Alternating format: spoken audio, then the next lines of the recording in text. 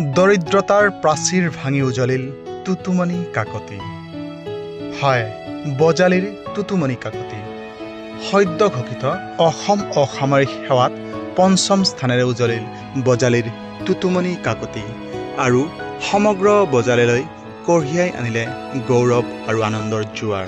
পিতৃহীনা তুতুমণিৰ সপোন আছিল কিবাকৈ হ'লেও এটি চাকৰি যোগাৰ কৰি ঘৰখন চলোৱাৰ, আৰু অৱশেষত সপোন পূৰণ হ'ল তুতুমণিৰ।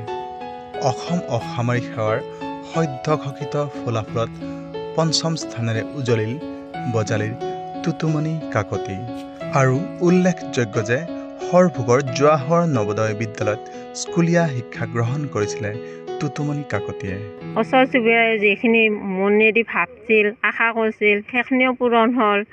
আৰু আমাৰো আমি যিহেতু সেই দুৰ্বল মানুহ এটা, আমাক আৰু মুঠতে তাই কৈছিল মোক সৰু হ'লেও এটা চাকৰি লাগে আৰু ঘৰ চলাব, যিহেতু দেউতাক নাই কাৰণে তাই বহুত কষ্ট কৰিছিল চাকৰি এটা পোৱাৰ কাৰণে। আৰু আজি এইটো সফল হ'ল। যিমান মানে আশা কৰি আছিলোঁ কিবা এটা পালে হয় বুলি, পাইছোঁ যেতিয়া ভাল লাগিছে। যথেষ্ট কষ্ট কৰিব লগা হৈছিলে, কেনেধৰণে অনুপ্ৰাণিত হৈছিল?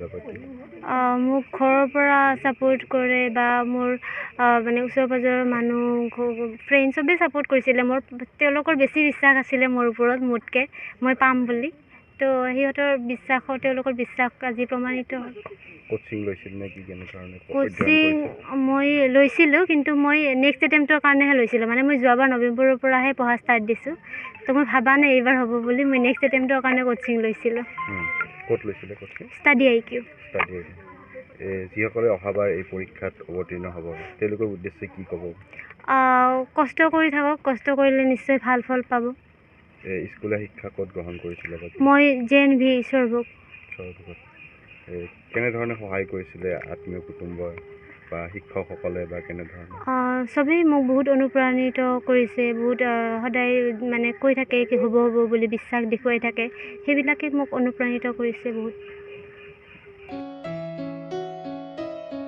বজালীৰ পৰা নিপু আহমেদৰ ৰিপৰ্ট, নিউজ টাইম 3।